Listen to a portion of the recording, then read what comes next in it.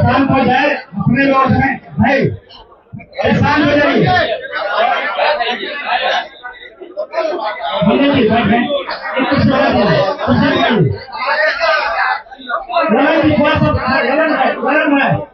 जलन है थोड़ा सा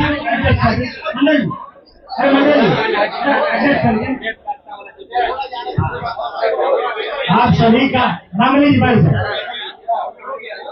आप सभी का स्वागत है आज के प्रेस कॉन्फ्रेंस में। जितने भी हमारे प्रिंट मीडिया के, इलेक्ट्रॉनिक मीडिया के और सोशल मीडिया के साथी आए हैं, सबका स्वागत है। हमारे मुख्य डेस्क पर हमारे दल के प्रदेश अध्यक्ष श्री मनोज भारती जी हैं। उनके बगल में विश्वविख्यात गणितज्ञ और हमारे दल के उम्मीदवार श्री केसी सिन्हा जी हैं। उनके बगल में पार्टी के संगठन के महासचिव सुभाष सिंह कुशवाहा जी हैं। हमारे बीच में हमारे पार्टी के सूत्रधार प्रशांत किशोर जी हैं। उनके बगल में देश के विख्यात कानूनविद वाई गिरी साहब हैं। उनके बगल में पूर्व एमएलसी और पार्टी के उम्मीदवार श्री रामबली सिंह चंद्रवंशी जी हैं। पार्टी के एमएलसी आफाक साहब हैं, ललन जी हैं, श्री मंडल जी हैं और कई महत्वपूर्ण लीडर हैं। हम प्रशांत जी को दे उसके पहले मैं आपको बताना चाहता हूं कि आज के प्रेस कॉन्फ्रेंस के संबंध में पूरे देश और दुनिया का नजर प्रशांत जी की ओर है। आपके भी मन में कई सवाल होगा। सवाल यह भी होगा कि आपने कहा था 25 सीट आएगा तो राजनीति छोड़ देंगे। आपके मन में यह भी होगा कि प्रशांत किशोर जी ने कहा था जब तक बिहार को बदहाली और गरीबी से नहीं निकालेंगे तब तक चैन का सांस नहीं लेंगे और बिहार को छोड़ के नहीं जाएंगे। ये सारा आपके मन में प्रश्न होगा। मैं आपसे कहना चाहता हूं, जनसुराज पार्टी ने ईमानदारी से, शुद्धता से और तन्मयता से बिहार के लोगों के लिए जो संकल्प लिया था उसमें हमने बहुत कामयाबी भी प्राप्त की। जो बिहार की राजनीति सिर्फ जाति धर्म पर, मंदिर मस्जिद पर होता था, उस राजनीति को एक व्यक्ति जो 2 साल तक पैदल चला और 1 साल तक गांव-गांव जाकर लोगों को जगाने का काम किया, उनके बच्चों के भविष्य के बारे में बात की, उसके शिक्षा के बारे में बात की। और यही कारण था जब चुनाव जीतने के बाद जब भारतीय जनता पार्टी के ऑफिस में प्रधानमंत्री जी को भी उन मुद्दों पर ही चर्चा करना पड़ा। भले ही उसके बाद वो कट्टा की बात करे, लेकिन उनको भी जो रोजी रोजगार, शिक्षा, लोगों का पढ़ाई, पलायन, इन्हीं चीज पर घूमते रहा। छोड़ दीजिए जो मुख्य विपक्षी पार्टी था उनको भी इस पर आना पड़ा। एक बात मैं जरूर कहूंगा, जो बिहार की राजनीति है, आपको लगता होगा जनसुराज को मात्र 3.34% वोट आया है, लेकिन बिहार में ये भी तय हो गया है कि जब तक लालू जी का भय रहेगा तब तक बिहार में वोट का ध्रुवीकरण होते रहा और उसी के चलते जनसुराज को पराजय का सामना करना पड़ा। मैं सीधे तौर से प्रशांत किशोर जी को देना चाहता हूं। आप मुझे नहीं सुनना चाहते हैं, मैं प्रशांत जी को देना चाहता हूं, वो अपनी बात रखें। बहुत बहुत धन्यवाद साथियों। सबसे पहले तो आप सबका यहाँ समय निकालकर आने के लिए शुक्रिया। जिस दल को सिर्फ 3.5% वोट मिला है, उसकी प्रेस वार्ता में इतने प्रेस के साथी आए हैं, तो ये दिखाता है कि कुछ तो काम हम लोगों ने सही किया होगा। हम लोग बिहार आज से 3.5 साल पहले व्यवस्था परिवर्तन के संकल्प से आए थे। एक ईमानदार प्रयास किया है और उसमें बिल्कुल सफलता नहीं मिली, ये मानने में कोई गुरेज नहीं है। व्यवस्था परिवर्तन के जिस अभियान को लेकर चले थे, व्यवस्था परिवर्तन की बात तो छोड़िए, सत्ता परिवर्तन भी हम लोग नहीं करा सके, लेकिन बिहार की राजनीति को बदलने में जरूर थोड़ी बहुत भूमिका हम लोगों की बनी है। तो हम लोगों से जरूर कुछ गलती हुई होगी, हम लोग के प्रयास में, हम लोग के सोच में, हम लोग के बताने के तरीके में जरूर कुछ गलती रही होगी कि जनता ने हम लोगों को नहीं चुना है, जनता ने हम लोगों पर वो विश्वास नहीं दिखाया। तो उसकी जिम्मेवारी जो है वो पूर्णतः मेरी है, प्रशांत किशोर की है, और वो जिम्मेवारी मैं 100% अपने ऊपर लेता हूं कि मैं बिहार की जनता को, अपने साथियों को, इस व्यवस्था से जुड़े हुए लोगों को, जिस प्रयास से हम लोग जुड़े थे, जिस प्रयास को करना चाहते थे, उससे उनका विश्वास उस पर मैं नहीं जीत पाया। हम लोग सामूहिक तौर पर हारे हैं और आत्मचिंतन का समय है, हम लोग भी चिंतन करेंगे। जो लोग जीत कर आए हैं उनको खूब बधाई। जनता ने अपने लिए अपना रास्ता चुना है, अपने लिए सरकार चुन ली है। अब नीतीश जी और भाजपा के लोगों पर जिम्मेवारी है कि बिहार में जिन बातों को लेकर वो सत्ता में आए हैं, बिहार में तरक्की हो, बिहार में भ्रष्टाचार से जो जनता जूझ रही है, भ्रष्टाचार खत्म हो, यहाँ पर लोगों के लिए रोजी रोजगार हो, और सबसे बढ़ के जो मुद्दा है पलायन का, बिहार से पलायन बंद हो।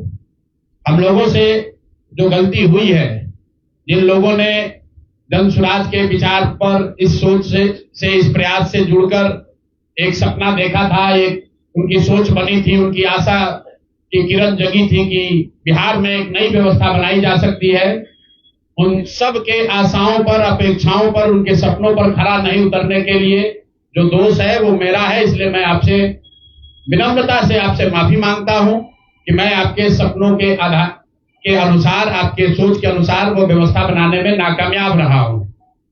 और प्रायश्चित के तौर पर मैं आज से 2 दिन के बाद 20 तारीख को गांधी विद्यारवा आश्रम में जो रास्ता गांधी जी ने बताया है, मैं अपने लोगों को, बिहार के लोगों को ये नहीं समझा पाया कि किस बात पर उनको वोट देना चाहिए, क्यों उनको नई व्यवस्था बनानी चाहिए। तो प्रायश्चित के तौर पर मैं अपने से विद्यारवा आश्रम में 1 दिन का उपवास, मौन उपवास रखूंगा।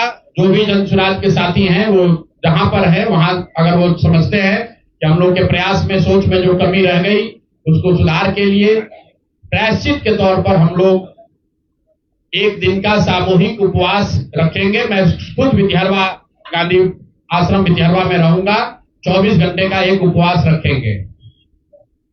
गलती हम लोगों से हुई होगी, कमी रही होगी, लेकिन हम लोगों ने कोई गुनाह नहीं किया है। गलती हो सकती है, गुनाह नहीं है। वोट नहीं मिलना गुनाह नहीं है। मैं बिहार की जनता के सामने अपने साथियों के साथ बिल्कुल सर उठा के ये कह सकता हूं कि हम लोगों ने गुनाह नहीं किया है। जिस बिहार में पिछले 30-35 साल से सिर्फ जाति की राजनीति हुई है, वहां पर इस समाज में जातियों का जहर फैलाने का गुनाह नहीं किया है। हम लोगों ने बिहार में हिंदू मुस्लिम की राजनीति नहीं की है, लोगों को धर्म के नाम पर बांटने का गुनाह नहीं किया है। हम लोगों ने बिहार की गरीब जनता को, भोले भाले लोगों को पैसा देकर उनका वोट खरीदने का गुनाह नहीं किया है। जिन लोगों ने ये गुनाह किया होगा, अगर वो आज जीत भी गए हैं तो उनको उसका हिसाब देना ही पड़ेगा। वो आज दे या कल दे, वो होगा ही होगा। मैं पिछले 2.5-3 सालों में अपने वक्तव्यों में अक्सर महाभारत के चक्रव्यूह की, अभिमन्यु के वध की कहानी सुनाता रहा हूं।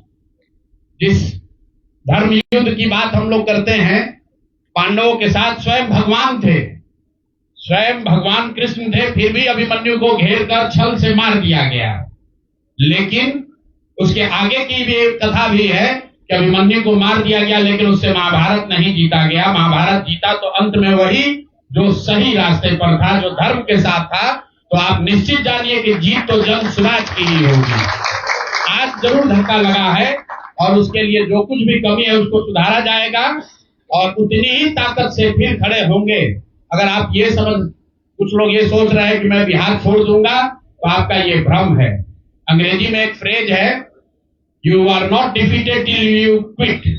जब तक आप छोड़ेंगे नहीं तब तक आप हार नहीं सकते हैं। तो प्रशांत किशोर की और जन स्वराज में मेरे साथ जुड़े हुए साथियों की बिहार सुधारने की जो जिद है, उस जिद के सामने दूसरा कुछ भी इस जीवन में नहीं है। उस जिद से पीछे हटने वाले नहीं हैं। पूरी ताकत से, पूरी ईमानदारी से लोग कह रहे हैं कि मैंने 3-3.5 साल में बहुत मेहनत किया है, तो जितनी मेहनत करते हुए आपने मुझे 3 साल में देखा है, उससे दुगनी मेहनत करेंगे और पूरी ताकत से लगेंगे। पीछे हटने का सवाल नहीं है। जब तक बिहार को सुधारने के अपने संकल्प को पूरा न कर लें, तब तक पीछे हटने का कोई सवाल ही नहीं है। अब चुनाव के परिणामों को लेकर जो बात है, उस पर बहुत विवेचना हो रही है। आपने भी कहा, बड़े बड़े विशेषज्ञ आकलन कर रहे हैं। कोई बता रहा है कि पैसे से जीत लिया गया, कोई बता रहा है कि लालू जी के डर से ध्रुवीकरण हुआ इसलिए जीता गया, कुछ लोग बता रहे हैं कि जातियों की बात अभी पूरी तरह खत्म नहीं हुई। मैं यहां चुनाव के विश्लेषण के लिए नहीं बैठा, लेकिन एक बात तो बिल्कुल स्पष्ट है कि पहली बार स्वतंत्र भारत के इतिहास में और खासकर बिहार में पहली बार ऐसा हुआ है कि कोई चुनाव जिसमें सरकार ने करीब करीब 40,000 करोड़ रुपया जनता के पैसे को खर्च करने का वादा किया है। और मुझे लगता है कि वही एक कारण है जिसकी वजह से एनडीए को इतना बड़ा बहुमत मिला है। मैं सिर्फ आपके ध्यान में लाना चाहता हूं कि 10,000 रुपए की बड़ी चर्चा हो रही है। लोग बता रहे हैं कि 10,000 पर लोगों ने वोट बेच दिया। बिल्कुल नहीं है, ये बात सही नहीं है। मेरा आज भी ये यकीन है कि 10,000 रुपए के लिए बिहार के लोग अपना वोट, अपना बच्चों का भविष्य नहीं बेचेंगे। अगर 10,000 रुपए को आप जोड़िएगा तो प्रतिदिन 5.5 रुपया हुआ। 5.5 रुपए में कौन अपना वोट बेचेगा? लोगों ने 10,000 रुपए के लिए सिर्फ वोट नहीं बेचा है। आपको देखने, जानने, समझने की जरूरत है। और इस पर यह बहस भी हो रहा है। सत्ता में जो लोग आए हैं वो कह रहे हैं भैया हम तो सरकारी योजना चला रहे थे। जो विपक्ष में है वो कह रहा है हम योजना नहीं चला रहे थे, आप पैसा देके वोट खरीद रहे थे। इसका कोई अंत नहीं है, इस बहस का कोई अंत नहीं है। चुनाव आयोग पर लोग टीका टिप्पणी कर रहे हैं, वो चुनाव आयोग का विषय है। बिहार के बेटा होने के नाते, बिहार के नागरिक होने के नाते मेरा बस एक ही प्रश्न है। हर विधानसभा क्षेत्र में 60 से 62,000 लोगों को कम से कम 10,000 रुपया सीधे तौर पर सरकार ने दिया है। सिर्फ 10,000 रुपया नहीं दिया, ये कहा कि आपको स्वरोजगार के लिए 2 लाख रुपया दिया जाएगा और उसकी पहली किस्त के तौर पर, बयाना के तौर पर 10,000 रुपया उसको दिया गया। और पूरा सरकारी तंत्र लगाया गया लोगों को ये बताने के लिए कि अगर आप एनडीए को वोट देते हैं तो आपको 10,000 रुपए के साथ साथ आने वाले 6 महीनों में 2 लाख रुपए तक की सहायता मिलेगी। इसको करने के लिए पूरा सरकारी तंत्र लगा। जीविका की दीदियों को बैठाया गया, जितने यहाँ पर आशा आंगनवाड़ी सेविकाएं हैं उनकी सैलरी, उनका मानदेय बढ़ाकर उनको जोड़ा गया। लोग कह रहे हैं भैया काडर कहाँ है? मेरे भाई 2 लाख लोगों को, आप ध्यान रखिए, सिर्फ 10,000 रुपए लोगों को नहीं दिया गया है। हर विधानसभा में, मैं बहुत जिम्मेवारी से जो सरकारी आंकड़ा है वही बता रहा हूं, हर विधानसभा में 60 से 62,000 महिलाओं को 10,000 रुपया दिया गया है। करीब करीब 1 लाख आंगनवाड़ी सेविका, आशा वर्कर और ममता की से जुड़ी हुई महिलाओं को करीब करीब सरकार ने 10,000 करोड़ रुपया अलग से दिया है।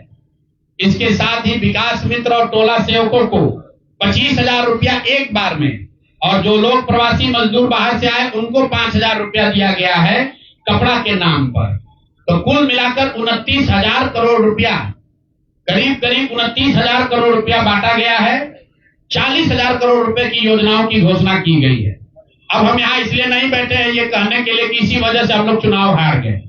मेरा अब सीधा सरकार से एक आग्रह है कि आपने 2 लाख रुपए देने का वादा किया है, जनता ने आपको मत दे दिया, अब आप सत्ता में बैठे हैं, तो कृपा करके जो 1.5 करोड़ महिलाएं हैं जिनको आपने 10,000 रुपया दिया है, उन सभी महिलाओं को अगले 6 महीने में 2 लाख रुपए तक देने की व्यवस्था कीजिए।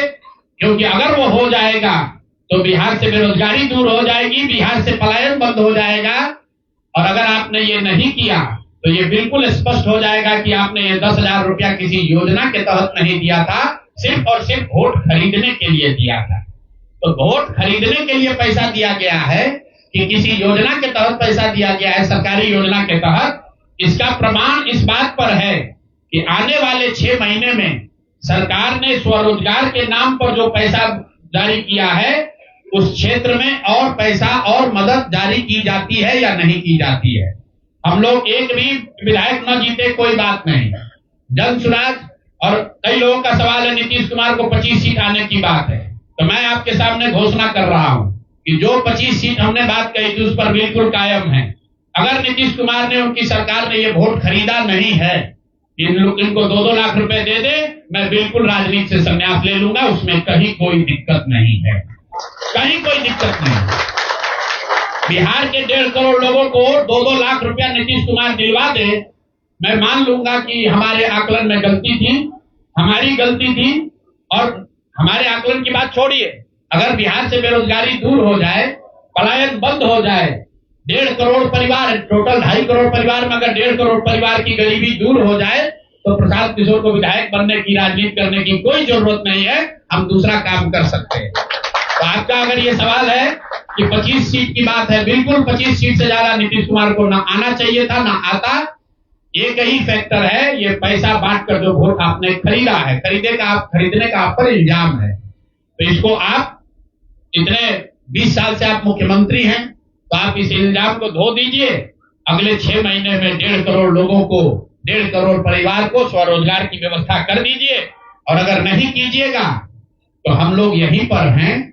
मैं आपके सामने एक नंबर जारी कर रहा हूं, मेरा अपना व्यक्तिगत ऑफिस का 91-216 जितने लोग हैं, जिनको भी 10,000 रुपया का बयाना नीतीश कुमार सरकार ने, अधिकारियों ने, जीविका की दीदियों के माध्यम से दिया है, इस आश्वासन के साथ कि अगर आप नीतीश कुमार को, एनडीए को वोट देंगे तो आपको 2 लाख रुपया 6 महीना में मिलेगा।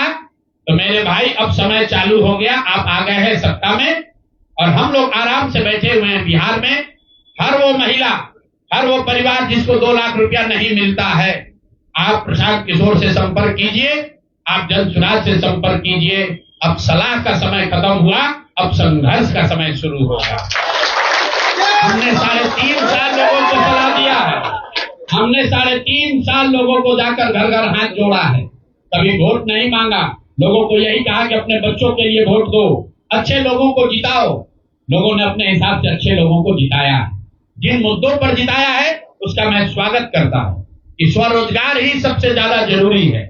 उसका वादा एनडीए की सरकार ने किया है, नीतीश कुमार ने किया है, और 10-10 हजार रुपया बानगी के तौर पर, एडवांस के तौर पर उन महिलाओं को दिया है। तो अब अगले 6 महीना में उन सभी महिलाओं को, उन सभी परिवारों को नीतीश कुमार की सरकार स्वरोजगार का अवसर दे, उनको 2 लाख रुपए की मदद दे, ताकि वो 1.5 करोड़ परिवार के लोग बेरोजगारी से बाहर निकल सके, गरीबी खत्म कर सके और उनके बच्चे गुजरात में, तमिलनाडु में जाकर मजदूरी न करें। और अगर ये नहीं होगा तो हम लोग तो विधानसभा में हैं नहीं। जनता ने जो आदेश दिया है कि गांव-गांव घूमिए और लोगों की मदद कीजिए, तो जिनको भैया ये 2 लाख न मिले वो प्रशांत किशोर के पास चले आइए, जन सुराज के साथियों के पास आइए। आपकी आवाज बनकर, आपके साथ खड़े होकर ब्लॉक, पंचायत, डिस्ट्रिक्ट के ऑफिसेज में, सरकारी दफ्तरों में हम लोग चलेंगे। जरूरत पड़ेगा नीतीश कुमार के पास चलेंगे, क्योंकि उन्होंने कहा है कि 10,000 रुपया बयाना ले लीजिए, जब मैं जीत कर आऊंगा आपको 2-2 लाख रुपए दूंगा, ताकि सब लोग अपने पैर पर खड़े हो जाएंगे। तो जन सुराज के लोग अब ब्लॉक में, और जिन लोगों ने, आपने सुना होगा सहारा में लोगों को कहा गया पैसा डबल हो जाएगा, सहारा के जिन लोगों ने एजेंट बनकर, समाज के कई लोगों ने सहारा में पैसा जमा कराया, सहारा वाले भाग गए तो लोग एजेंट को खोज रहे हैं। तो जो सरकारी अफसर नेतागिरी कर जिन लोगों ने किया है, सरकार की ओर से आश्वासन दिया है कि हम लोग आपको रोजगार देंगे, 2 लाख रुपया देंगे, जो जिन जीविका की दीदियों ने एक महिला को जाकर समझाया है, बूथ पर बैठकर वोट दिलवाया है, सिंबल सिखाया है, क्रमांक संख्या बताया है, वो जीविका की दीदियों की जिम्मेवारी है कि जिनको आपने ये काम कराया है, जिनके बच्चों का भविष्य आपने 10,000 रुपया में आपने सौदा कराया है, उनको पैसा मिले। और अगर वो 2 लाख रुपया नहीं मिलेगा तो 6 महीने का समय है। 6 महीने के बाद हर वो व्यक्ति जिसको पैसा नहीं मिले, उसके लिए जन सुराज का, प्रशांत किशोर का दरवाजा खुला हुआ है। आप आइए, हम लोग आपकी आवाज बनेंगे, आपके साथ खड़े होंगे। हम लोग विधायक सांसद नहीं है, लेकिन समाज में हमारी ताकत जो आवाज है, आपके आशीर्वाद से वो आवाज आपके साथ जोड़ेंगे और हर हालत में आपको ये 2 लाख रुपया मिले, इसकी लड़ाई को जारी रखेंगे। दूसरी बात जो कह के मैं खत्म करूंगा, चुनाव से पहले सरकार के भ्रष्टाचार को लेकर, भ्रष्टाचारी मंत्रियों को लेकर इसी जगह पर हम लोगों ने कई प्रेस कॉन्फ्रेंस किए हैं। नीतीश कुमार को कभी व्यक्तिगत तौर पर बेईमान नहीं बताया गया है, भ्रष्ट नहीं बताया गया है, लेकिन हम लोगों का ये मानना था कि नीतीश जी का स्वास्थ्य अच्छा नहीं है, अगल बगल के लोग लूट रहे हैं, चला रहे हैं।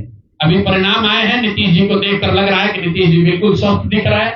तो अब मेरी उनसे अपेक्षा है कि 2 दिन के बाद अभी मंत्रिमंडल बनने वाला है। कल प्रधानमंत्री जी ने भी कहा है कि बहुत बड़ी जिम्मेवारी है, हम लोग इलेक्शन मोड में नहीं, इमोशनल मोड में हैं।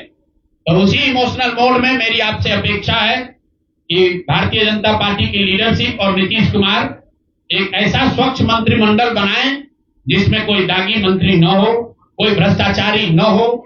जनता ने आपको सरकार बनाने का मैंडेट दिया है, भ्रष्टाचार करने का, भ्रष्टाचारियों को सरकार में शामिल करने का मैंडेट नहीं दिया है, भ्रष्टाचार करने का मैंडेट नहीं दिया है, लूटने का मैंडेट नहीं दिया है। तो मैंडेट, बिल्कुल मैंडेट का सम्मान है। जनता लोकतंत्र है, जनता मालिक है, जनता ने जिनको सत्ता में बैठाया है वो सत्ता में बैठे, लेकिन सत्ता में बैठकर लूटने का मैंडेट जनता ने नहीं दिया है। तो मेरी अपेक्षा है कि नीतीश जी, माननीय प्रधानमंत्री मोदी जी, अमित शाह जी, जिन्होंने बिहार की जनता को ये बताया है कि हम आपका विकास करेंगे, आपके बच्चे अब गुजरात नहीं जाएंगे मजदूरी करने, तो भाई अब आपकी जिम्मेवारी है ऐसा मंत्रिमंडल बनाइए ताकि बिहार के लोगों का पलायन बंद हो, यहाँ से बेरोजगारी खत्म हो और जो पिछले 5 साल से लोग भ्रष्टाचार से जूझ रहे हैं वो आगे भ्रष्टाचार न हो। मेरी बात यहाँ खत्म हुई। अब आपके जो सवाल हैं वो आप सवाल कर सकते हैं। बहुत बहुत धन्यवाद।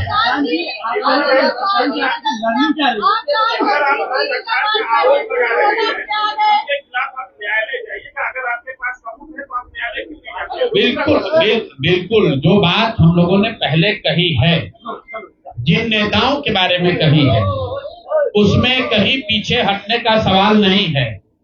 मैंने आपको कहा था कि प्रेस के जरिए उसको बताया गया, ये अपेक्षा की गई कि सरकार में के जो मुखिया हैं उस पर एक्शन लेंगे, उन्होंने एक्शन नहीं लिया। दूसरा, जनता की अदालत में गए, जनता ने भी उन्हीं नेताओं को फिर से जिताकर भेज दिया। कई लोग जिन पर इसी जगह पर मैंने आरोप लगाया है, जिनके आरोपों की बात कही गई है, उनको जनता ने भारी मत से जिताकर भेजा है।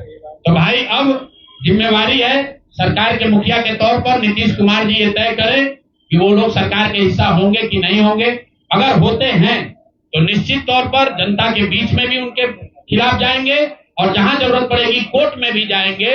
70,000 के सीएजी के मामले में जो सीएजी ने 70,000 रुपए के अनअकाउंटेड मनी की बात कही है, उस पर ऑलरेडी जन सुराज हाईकोर्ट में रीट हम लोगों ने फाइल किया हुआ है।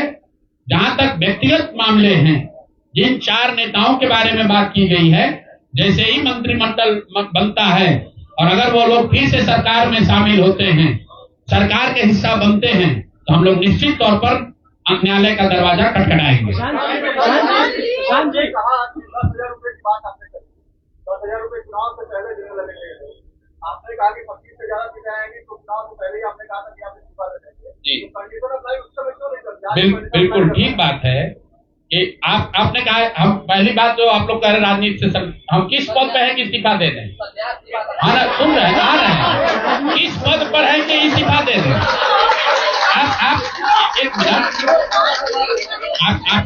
आपने सवाल, एक मिनट दिए, आपने सवाल किया है, जायज बात है। आपने कहा था कि 25 से ज्यादा आएगा तो आप संन्यास ले लें। तो भैया किस पद पर हैं जिससे मैं इस्तीफा दे दूं? अगर किसी पद पर हैं, ये तो नहीं कहा था कि बिहार छोड़कर चले जाएंगे, बिहार में रहेंगे और राजनीति नहीं, बिल्कुल अरे भाई, बिल्कुल एक मिनट, बिल्कुल राजनीति छोड़ देंगे, राजनीति छोड़े हुए हैं, हम तो राजनीति करते ही नहीं हैं। लेकिन ये नहीं कहा है ना कि बिहार के लोगों की बात कहना छोड़ देंगे, ये तो नहीं कहा है, हाँ। नहीं, आप ऐसा है, हमने कहा कि अगर 25 से ज्यादा सीट आएगा तो राजनीति छोड़ देंगे। बिल्कुल बात पर कायम है, लेकिन ये तो नहीं कहा कि ये 30,000 करोड़ रुपया में वोट खरीदेंगे। अब आप कह रहे नहीं, वोट उन्होंने नहीं खरीदा है, तो हमने कहा अगर नहीं खरीदा है तो 2 लाख रुपया दे दीजिए, हम बिल्कुल छोड़ देंगे। 1 मिनट रुकिए, अरे सुन तो लो, सरकार क्या विज्ञप्ति पढ़ लो जिस पर सरकार ने, हाँ बिल्कुल बिल्कुल बिल्कुल, नहीं ऐसा है, बिल्कुल हम भी सभी की बात नहीं कर रहे हैं। सरकार ने 1.5 करोड़ लोगों को 10-10 हजार रुपया दिया है और पूरे देश में इस बात पर बहस छिड़ी हुई है कि क्या ये 10,000 रुपया वन टाइम देकर वोट खरीदा गया है कि किसी सरकारी योजना के तहत इस पैसा को दिया गया है। मैं ये कह रहा हूं कि मैं बिल्कुल ये मानने को तैयार हूं कि सरकार का ये एकाधिकार है, वो चाहे योजना शुरू कर सकती है। अंतिम महीने में किया, उसमें कोई दिक्कत नहीं है, हम उस बात पर नहीं पड़ रहे। इलेक्शन कमीशन ने चुनाव के दौरान ये पैसा बांटने दिया, ये उनकी गलती है, उस पर भी हम टीका टिप्पणी नहीं कर रहे हैं। हम तो ये कह रहे हैं कि जिस योजना के तहत आप जीत कर आए हैं उस योजना को लागू कर दीजिए। हम लोग को बिहार में रहने की भी जरूरत नहीं है, बिहार ही छोड़ देंगे, राजनीति की क्या बात कर रहे हैं।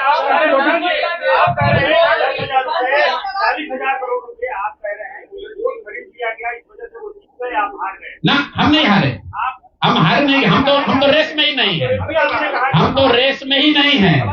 हम आपको ये बता रहे हैं कि जो बात नीतीश कुमार के जीतने की है, जीत और हार के बीच में एक ही बात है कि क्या नीतीश कुमार जी ने, उनकी सरकार ने ये हर विधानसभा में 60,000 वोट 10,000 रुपया देकर खरीदा है कि नहीं खरीदा है, इस पर बात है।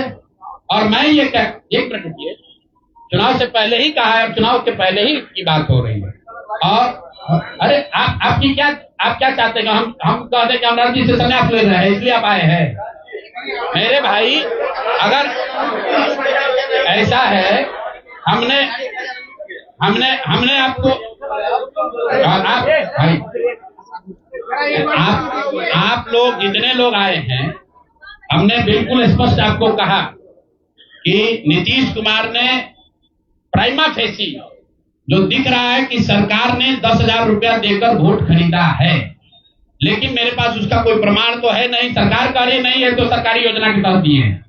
योजना की जो गजट ऑर्डर है वो देख लीजिए, उसमें लिखा क्या है कि 10,000 रुपया आपको स्वरोजगार के लिए महिलाओं को दिया जा रहा है और जरूरत के मुताबिक अगले 6 महीने में, उसमें लिखा है कि अगर आपकी योजना सरकार को लगेगी कि ठीक है, वही बात। अरे भाई, हम हिंदी में लिखा है, उसको फिर से जारी कर देंगे, सब लोग पढ़ लेगा।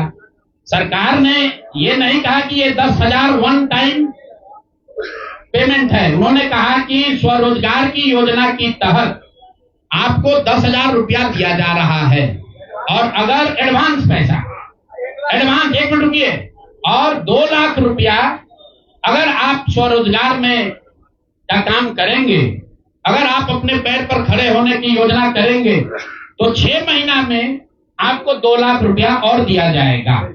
ठीक बात है। तो अगर 1.5 करोड़ महिलाओं में 5 लाख 10 लाख महिलाओं को भी ये 2 लाख रुपए दे दे तो बिल्कुल इस बात पर हम कायम हैं कि हमको राजनीति नहीं, बिहार छोड़कर बाहर चले जाना चाहिए। बिल्कुल। अब 5 लाख 10 लाख की बात नहीं है भाई।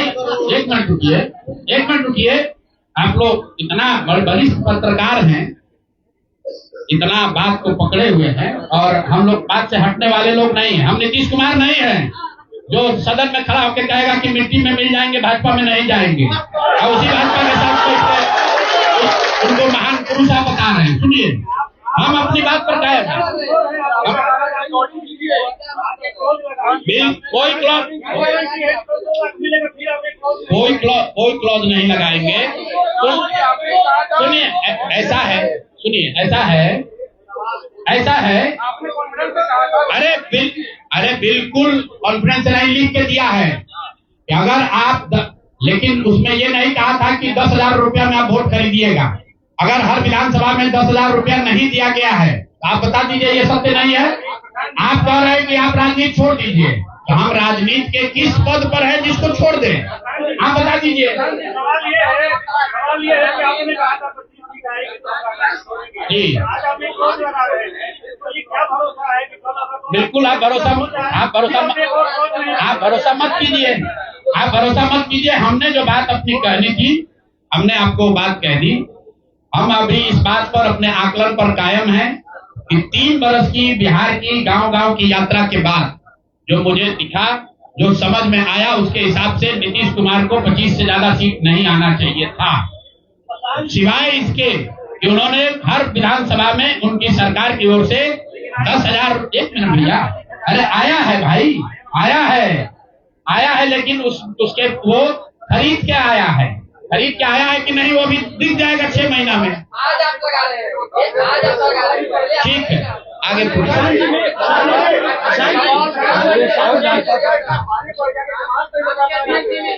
बिल्कुल, ये हमने आपको अपने वक्तव्य में कहा कि हम लोग बिल्कुल असफल साबित हुए। हमने जो बात यहाँ बिहार के लोगों को बताई, वो लोगों को समझ में नहीं आया है, लोगों को स्वीकार्य नहीं है। हम अपनी गलती मान रहे हैं, लेकिन जो मैंने आपको कहा कि वोट नहीं मिलना, सुनिए, वोट नहीं मिलना गुनाह नहीं है, वोट नहीं मिलना क्राइम नहीं है। हमने भ्रष्टाचार नहीं किया है, हमने हिंदू मुस्लिम नहीं किया है, हमने जाति की राजनीति नहीं की है, हमने वोट नहीं खरीदा है। चलिए आगे बढ़िए।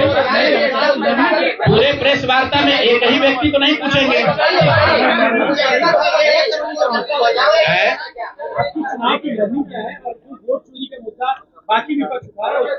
मैं वोट चोरी के मुद्दे पर हम लोग का स्टांस जो है वो बिल्कुल क्लियर है पहले दिन से। ये बिहार का मुद्दा नहीं है। जो चुनाव की पूरी प्रक्रिया है उसमें वोटर लिस्ट बनने से लेकर आचार संहिता के अनुपालन का, वोटिंग के दिन के, जैसे यहाँ पर आप जीविका की दीदियों को बाकायदा आपने मोबिलाइजर बनाकर सरकारी व्यवस्था के तहत बूथ में बैठाया है। तो पूरे वोटर लिस्ट बनाने की प्रक्रिया, आचार संहिता के अनुपालन की प्रक्रिया, वोटिंग के दिन जो हो रहा है वो, उसमें सरकारी तंत्र का इस्तेमाल, दुरुपयोग या उपयोग, और वोटिंग के बाद जो महाराष्ट्र से लगातार दिख रहा है कि अंतिम 2 घंटे में 15%, 20% एक्स्ट्रा वोट होना, फिर चुनाव आयोग का उसका डिटेल नहीं जारी करना, और 3 दिन के बाद ये बताना कि इतना वोट हो गया।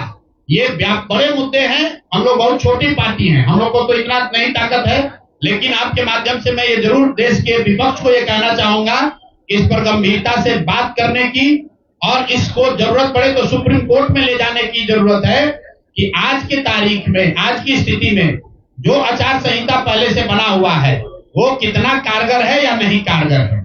अगर सिर्फ इसमें वोटर रोल की बात नहीं है, एसआईआर सिर्फ वोटिंग रोल की बात है, लेकिन जिस तरह से वोटिंग हुई है, आप बताइए कि सुरक्षा कर्मियों में होमगार्ड को यहीं पर इसी बिहार में लालू जी की जब सरकार थी, टीएन सेशन का जमाना था, उन्होंने कहा था कि नहीं, कोई लोकल आदमी यहाँ चुनाव की प्रक्रिया में हिस्सा नहीं लेगा, होमगार्ड का कोई आदमी हिस्सा नहीं लेगा।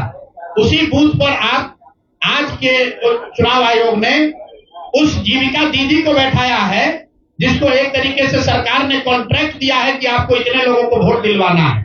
मैं आपको एक उदाहरण देता हूं। मधुबनी विधानसभा क्षेत्र है, मैं डिटेल में नहीं जाना चाहता था, लेकिन आप पूरे रहे। मधुबनी विधानसभा क्षेत्र है, वहां से उपेंद्र कुशवाहा जी के पार्टी के उम्मीदवार चुनाव जीत कर आए। मैं पूरे यहाँ पर जितने मीडिया के साथी हैं, जितने यहाँ चुनाव के विशेषज्ञ हैं, आप भी यूट्यूबर हैं, मैं दावा कर रहा हूं आज हो 5 महीने के बाद हो, आप मधुबनी विधानसभा क्षेत्र में जाइए, वहां पर एनडीए के प्रत्याशी को 1 लाख से ज्यादा वोट आया है। एनडीए को वोट मिला, 10,000 रुपए के लिए मिला, नहीं मिला छोड़िए। हम इस बात से दंग हैं कि मधुबनी में कितने लोग ऐसे हैं वोटर जो कि उपेंद्र कुशवाहा जी के पार्टी का सिंबल भी जानते हैं। भाई एलायंस वोट तो उनके पार्टी के सिंबल को पड़ा है ना, एलायंस का कोई सिंबल नहीं है। तो आखिर रातों रात पूरे मधुबनी क्षेत्र में, और क्या हुआ मैं नहीं कह रहा हूं, मैं आपको और आपके जरिए पूरे देश के लोगों को ये बताना चाहता हूं कि जो भी लोग सर्वे, सेफोलॉजी, पत्रकारिता, राजनीति में इंटरेस्ट रखते हैं, आप सैंपल के तौर पर कोई 5 कंस्टिट्यूएंसी उठा लीजिए और जहां पर भाजपा और जदयू के उम्मीदवार नहीं लड़ रहे थे, वो दल लड़ रहे थे जिनका कोई सिंबल भी नहीं जानता है, नाम भी नहीं जानता है, उसको 1 लाख, 1.25 लाख वोट कैसे आया है? हमारे पास कोई प्रमाण नहीं है कि वो वोट कैसे आया, लेकिन राजनीतिक सामाजिक क्षेत्र में जुड़े होने के नाते ये आश्चर्य का विषय है कि जिस मधुबनी क्षेत्र में लोग ये नहीं जानते हैं कि कौन सा प्रत्याशी लड़ रहा है, कौन सा पार्टी लड़ रही है, उस पार्टी का सिंबल क्या है, उसको 1.25 लाख वोट आया है। और जो लोग वहां जीवन भर राजनीति कर रहे हैं उनको वोट नहीं आया। संभव है उनको इतना समर्थन है, लेकिन मेरा आपसे आग्रह ये, भाई देखो 1 मिनट रुक गया, मेरा सवाल 10 ले चुके हैं, और भी तो लोग हैं, आपका एक और ले लेंगे, आप शांति से बैठिए, ऐसा मत घबराइए, हम यहाँ बैठे हुए हैं। और मेरा आपसे अनुरोध है, मैं कोई आरोप नहीं लगा रहा हूं, लेकिन मधुबनी जैसे 5 सीट का मैं आपको हवाला देना चाहता हूं, जहां पर चुनाव के 12 दिन 15 दिन पहले यह तय हुआ कि कौन पार्टी चुनाव लड़ेगी। उस पार्टी का नाम कोई नहीं जानता है, उसका सिंबल कोई नहीं जानता है, और 1,20,000 वोट अगर किसी विधानसभा में आ रहा है, इसका मतलब है कि हर घर से 2 से 3 वोट आया है। आपको आंधी दिखनी चाहिए वहां पर। ये मतलब विधानसभा के स्तर पर 1,20,000 वोट लाना साधारण बात नहीं है। 1,20,000 वोट आया है। कैसे आया है? इसकी 2 ही वजह हो सकती है, या तो जो 60,000 लोगों को आपने 10,000 रुपया दिया और उन लोगों ने ये जिम्मेवारी ली कि भाई 10,000 रुपया हमको मिला है, मैं और अपने घर के लोगों को वोट मैं दिलवाऊंगा या दिलवाऊंगी, या फिर कोई ऐसी बात है, अदृश्य शक्ति है जो हम लोग को हमारे समझ से बाहर है कि भाई कैसे ये संभव है। और मैं ये नहीं कह रहा हूं कि वहां वोट कैसे पड़ा, मैं आपको खुली चुनौती दे रहा हूं, आज चलिए मधुबनी। मैं 3 दिन से प्रेस इसलिए नहीं कर रहा हूं कि मैंने अपने लोगों को वहां भेजा है, और मधुबनी में मैंने कहा भाई पूछो तो कि उपेंद्र कुशवाहा जी के पार्टी का सिंबल क्या है। 30% लोग को सिंबल नहीं मालूम है कि सिंबल क्या है, और उनको 1 लाख से ज्यादा वहां वोट आया है। मुझे उपेंद्र कुशवाहा जी से कोई लड़ाई नहीं है, उनको उनके पार्टी के प्रत्याशी से कोई मुझे लेना देना नहीं है। मेरा सिर्फ ये कहना है कि ऐसी कौन सी विधा है कि हम लोग 3-3 साल का एक विधानसभा में घूम रहे हैं, लोगों को ये नहीं मालूम है कि जन स्वराज का चुनाव चिन्ह क्या है, और ये लोग 10 दिन चुनाव के पहले आए, उस पार्टी का नाम मधुबनी शहर में लोग नहीं जानते हैं, उस पार्टी का सिंबल घर घर पहुंच गया और उसको 1,20,000 लोगों ने वोट दे दिया। तो मेरे भाई ये बहुत बड़ी चुनाव की विधा है।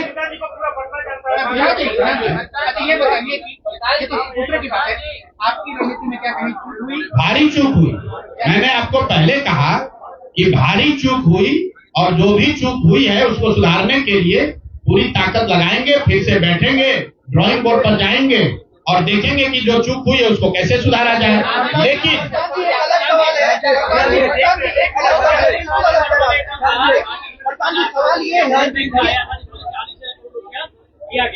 नहीं, जो टोटल पैसा सरकार ने अनाउंस किया है सितंबर अक्टूबर में, अगस्त और सितंबर को अगर आप जोड़ लेंगे तो कुल 18 योजनाओं की सरकार ने घोषणा की है। उसमें कोई गलती नहीं है।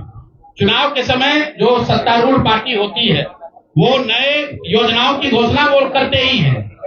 कुल जो सरकार ने घोषणा की, यहाँ फ्री इलेक्ट्रिसिटी से लेके युवाओं को बेरोजगारी भत्ता, 10,000 रोजगार के लिए, सारी बातें ठीक है। इसका टोटल बजट हुआ 40,000 करोड़।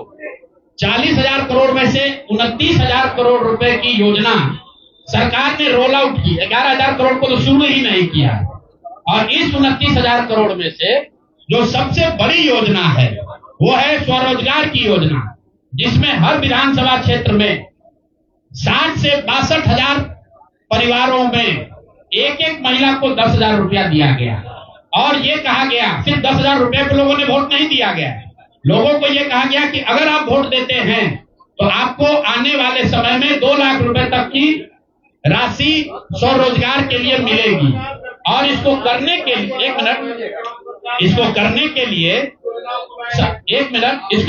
के लिए सरकार ने जीविका दीदी का पूरा जो नेटवर्क है, 1 लाख से ज्यादा जीविका की दीदियों को और आंगनवाड़ी सेविकाओं को, आशा वर्कर को, और जो टोला सेवक है, विकास मित्र है, उनको लैपटॉप खरीदने के लिए 25,000 रुपया दिया गया 1 टाइम।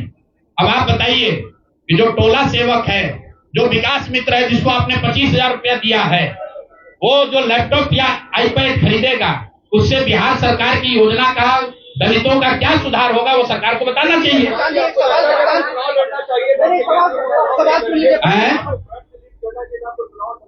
भैया ऐसा है कि जब हमारे दोस्तों हमारी बात को जनता ने माना ही नहीं है तो हम लड़े या न लड़े। इमरान एक मिनट रुकिए, आज एक सवाल आपने पूछा या तो जवाब दे लें। इमरान खान ने अपनी पार्टी शुरू की थी पाकिस्तान में आज से करीब 25-30 साल पहले, और वो खुद पहले चुनाव में 7 जगह से चुनाव लड़े। उनकी पार्टी तो हारी वो 7 जगह से खुद भी हारे। तो मेरे चुनाव लड़ने नहीं लड़ने का वो एक टेक्निकल बात है, उस पर चर्चा हो सकती है। कुछ लोगों का ऐसा मानना हो सकता है कि मेरे लड़ने से फायदा होता, कुछ लोगों का ऐसा मानना है कि मेरे न लड़ने से फायदा है, वो अलग विषय है। मैं तो आपको पहले एक लाइन में स्वीकार कर रहा हूं कि 3 बरस में जन सुराज ने जो भी प्रयास किया उसको बिहार की जनता ने स्वीकार नहीं किया। ठीक है प्रधान जी, एक सवाल है। आपने कहा था प्रधान जी कि जनता से पूछ कर हम निपट देंगे। एक मिनट, बिहार को मैं समझ नहीं पाया, बिल्कुल मान लेंगे, इसमें क्या दिक्कत है। प्रधान जी आपने कहा मेरे सुनिए, ऐसा है कि मुझे बिहार की समझ कम है या नहीं है ये कह देने मात्र से अगर आप बहुत खुश हो जा रहे हैं तो आप खुश हो जाइए कि हमको बिहार की समझ नहीं है।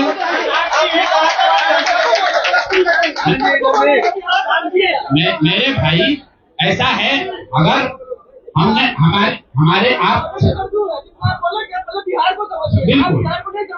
बिल्कुल ठीक बात है, नहीं समझे तो 3 बरस अगर पैदल चल रहे थे तो बिहार को समझने के लिए ही चल रहे थे, अब फिर और चलेंगे, फिर जाएंगे।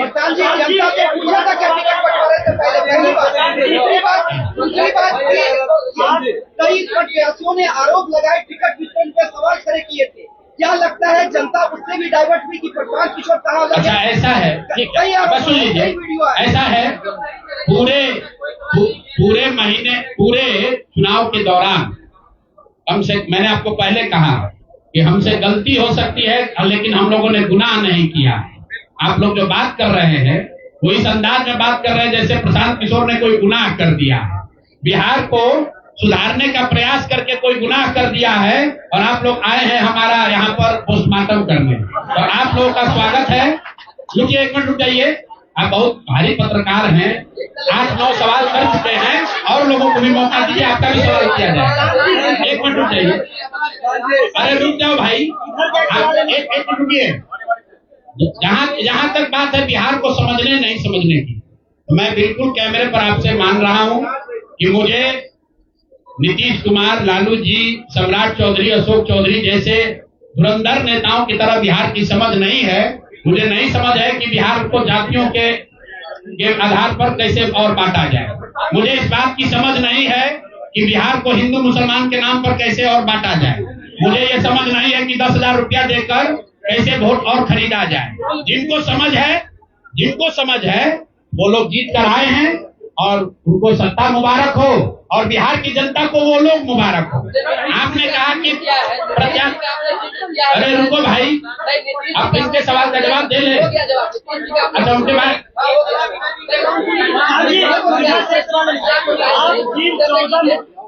आप जिन 14 मुख्यमंत्री को बनाने की बात कर रहे थे, क्या आपको लगता है कि आपका उनमें अहम योगदान रहा है? खास करके बिहार के कोई योगदान नहीं है। आप लोग जो हम लोग बोलते रहे हैं उसको जाकर देख लीजिए। आपने कहा कि उम्मीदवार गलत चुने हैं। यहाँ जितने लोग बैठे हुए हैं, हमारे बगल में केसी सिन्हा जी चुनाव लड़े हैं कुमरार से। ये तो हमको पैसा देकर टिकट नहीं खरीदे होंगे, और कुमरार की जनता ने केसी सिन्हा को हराकर किसी दूसरे को जिताया है। हमारे बगल में वाईबी गिरी जी बैठे हैं, मांझी से इनको हराकर जनता ने किसी दूसरे को जिताया है। तो मेरे भाई, मैं समझता हूं कि अगर केसी सिन्हा नहीं जीते तो उससे केसी सिन्हा के जीवन पर कोई फर्क नहीं पड़ेगा मेरे भाई, कुमरार की जनता के जीवन पर फर्क पड़ेगा। अगर आपने मांझी से वाईबी गिरी को हरा दिया तो वाईबी गिरी का कोर्ट का प्रैक्टिस नहीं बंद हो जाएगा, मांझी के लोगों की दिक्कत जो है वो बढ़ेगी। लेकिन फिर वही बात है, जनता मालिक है, वो वही चाहते हैं। अगर आप खिचड़ी खाना चाहते हैं आपको कोई पुलाव कैसे खिला देगा? आप खिचड़ी खाइए और आनंद लीजिए।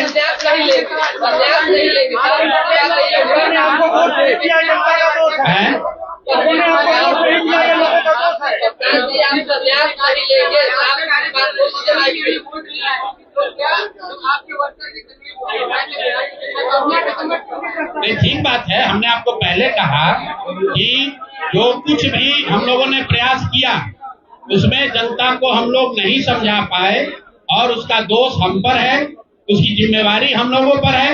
और लेकिन अगर नहीं समझा पाए तो उसको समझाने की जो आगे की जिम्मेवारी है वो भी हम ही पर है।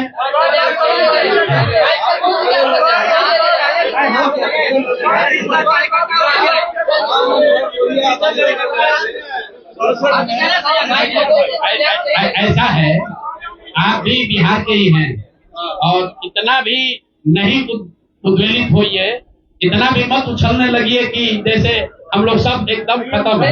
आपकी बात को सुन लिया गया, आपको अलग से साक्षात्कार चाहिए।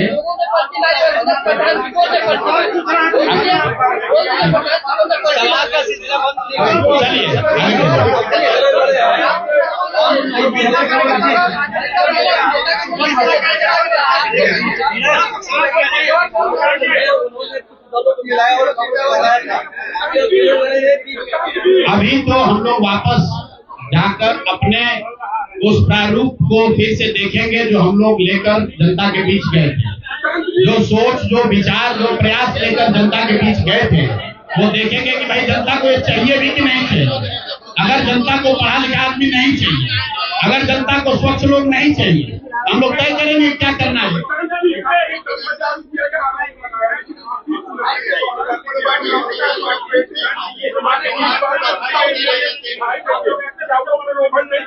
तो लोग देखिए, चुनाव के दौरान वादा करना एक बात है और किसी को रुपया दे देना दूसरी बात है। पहली बार देश के इतिहास में ऐसा हुआ है कि वोटिंग के पहले 2 दिन पहले, 4 दिन पहले आपको बाजाबता घर बुलाकर 10,000 रुपया दिया गया है और ये कहा गया है कि आप अगर एनडीए को वोट देंगे, नीतीश कुमार को वोट देंगे तो आपको 2 लाख रुपए तक की और राशि आगे मिलेगी। ऐसा इस देश के राजनीतिक इतिहास में पहले कभी नहीं हुआ है।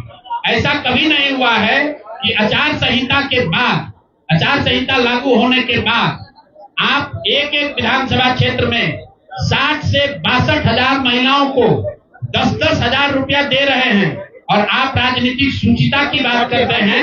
ये बात उचित नहीं है।